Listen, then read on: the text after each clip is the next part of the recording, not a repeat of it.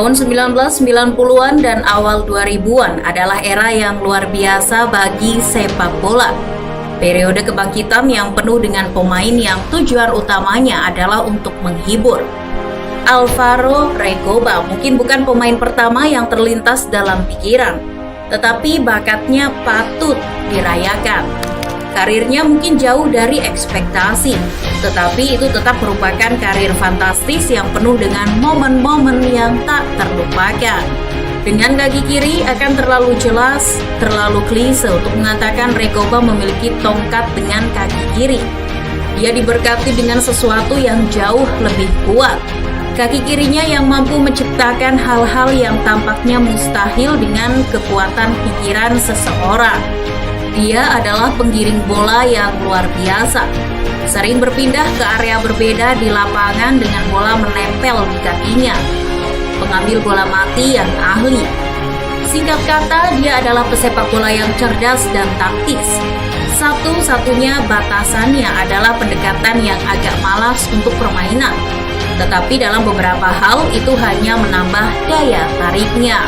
Recoba memulai karirnya di Montevideo bersama Danubio, di mana ia melakukan debutnya saat berusia 17 tahun dan mencetak 11 gol dalam 34 pertandingan liga sebelum pindah ke salah satu dari dua pemain besar Uruguay nasional pada usia 19 tahun. Posisi nasional di divisi Primera Uruguay membuat Recoba harus meningkatkan permainannya lebih jauh. Dan itulah yang dia lakukan.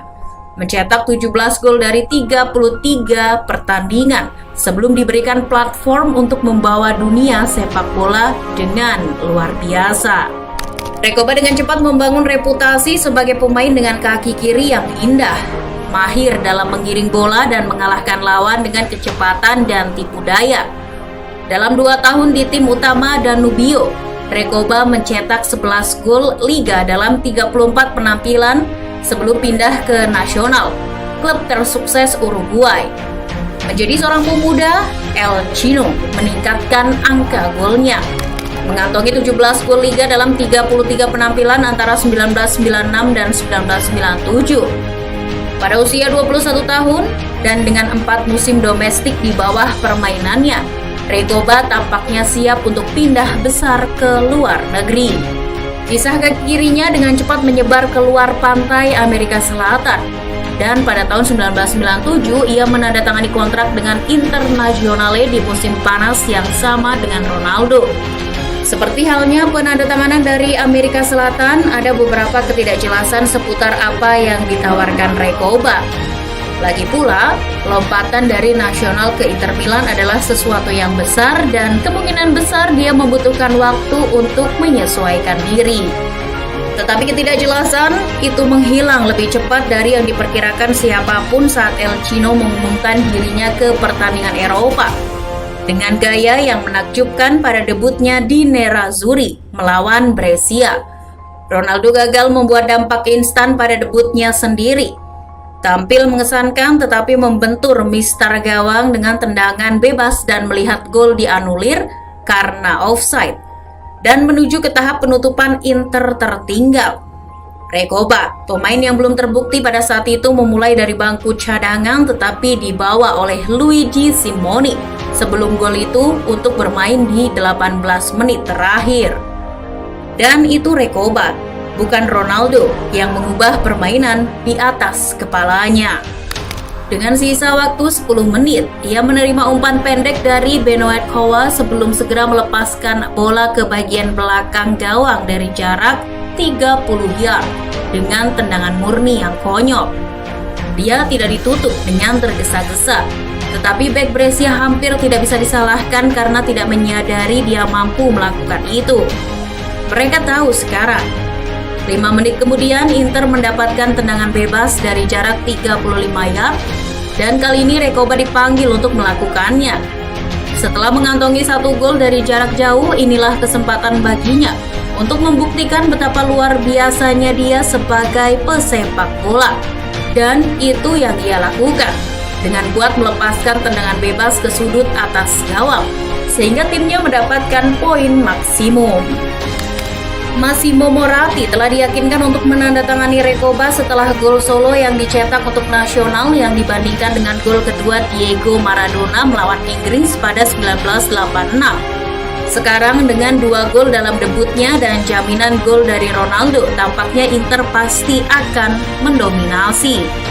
Setelah debut 2 golnya, masa depan tampak cerah.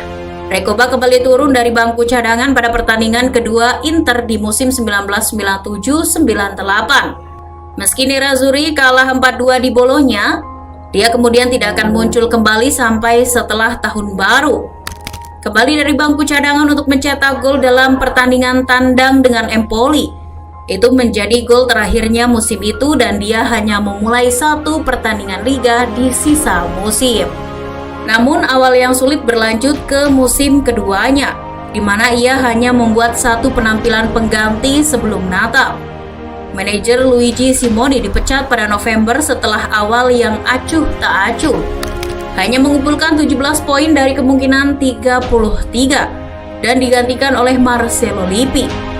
Lippi yang telah memenangkan gelar Liga dan Liga Champions saat mengelola Juventus diharapkan melakukan hal yang sama dengan skuad bertalenta tinggi yang diwarisi dari pendahulunya. Awalnya Recoba tampaknya bukan bagian dari rencana Lippi, karena dia dipinjamkan ke Venezia untuk sisa musim 1998-99. Memperoleh pengalaman melalui sepak bola tim utama, Recoba memulai semua pertandingan tersisa, mencetak 10 gol saat Venezia finish di urutan ke-11.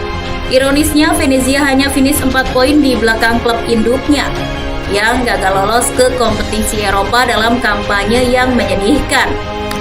Recoba kembali ke San Siro untuk musim 1999-2000 dan menjadi pemain reguler di bawah Lippi, membuat total 27 penampilan liga.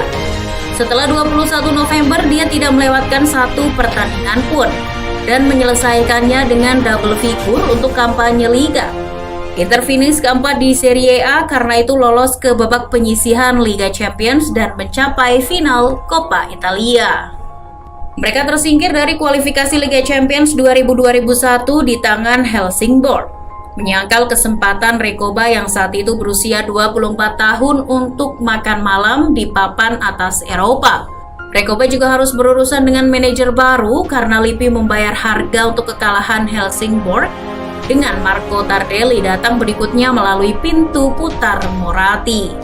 Setelah bencana Helsingborg, Inter turun ke Piala UEFA, mencapai babak 16 besar dengan Recoba mencetak 3 gol dalam 8 pertandingan di kompetisi tersebut. Meski begitu, meski ada kesulitan Inter dan ketidakkonsistenan Recoba sendiri, pada Januari 2001 ia dianugerahi kontrak baru berdurasi 5 tahun yang dikatakan telah menjadikannya pemain dengan bayaran tertinggi di dunia. Kontrak tersebut jelas dimaksudkan untuk menjadi simbol kepercayaan Moratti pada kemampuan Recoba yang akan memacu dia untuk meningkatkan level kinerjanya.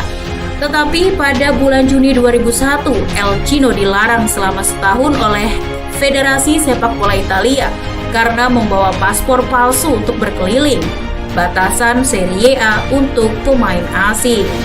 Larangan itu kemudian dikurangi menjadi 4 bulan setelah banding, dengan Recoba kembali pada bulan Desember untuk mencetak 6 gol dalam 18 penampilan saat Inter finish di urutan ketiga.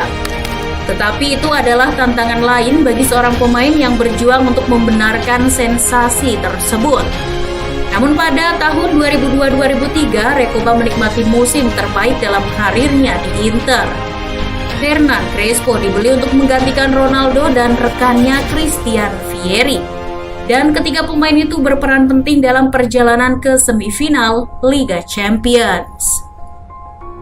Dia melewatkan sebagian besar musim berikutnya karena cedera, hanya membuat 18 penampilan di Serie A. Tetapi dia masih menyumbangkan 8 gol termasuk pemenang dalam salah satu perubahan haluan paling luar biasa dalam ingatan terakhir. Dengan Inter tertinggal 2-0 di kandang dari Sampdoria di 10 menit terakhir, bos saat itu, Roberto Mancini, memperkenalkan El Chino dengan harapan dia bisa menghasilkan keajaiban dengan kaki kirinya yang spesial, dan dia melakukan hal itu. Sejak dia diperkenalkan, permainan berubah. Dirinya mulai kembali. Sayangnya itu bukan awal dari kebangkitan besar, tetapi lebih merupakan awal dari akhir karena penampilan Recoba menyusut selama beberapa musim berikutnya. Hingga dia bergabung dengan Torino dengan status pinjaman untuk musim 2007-2008 yang terbukti menjadi yang terakhir di Italia. Dia pindah ke klub Yunani Panionios pada 2008 selama 2 tahun sebelum kembali ke tempat semuanya dimulai. Danubio pada 2010 dan kemudian kembali ke Nasional di mana dia menghabiskan 4 tahun sebelum mengakhiri karirnya.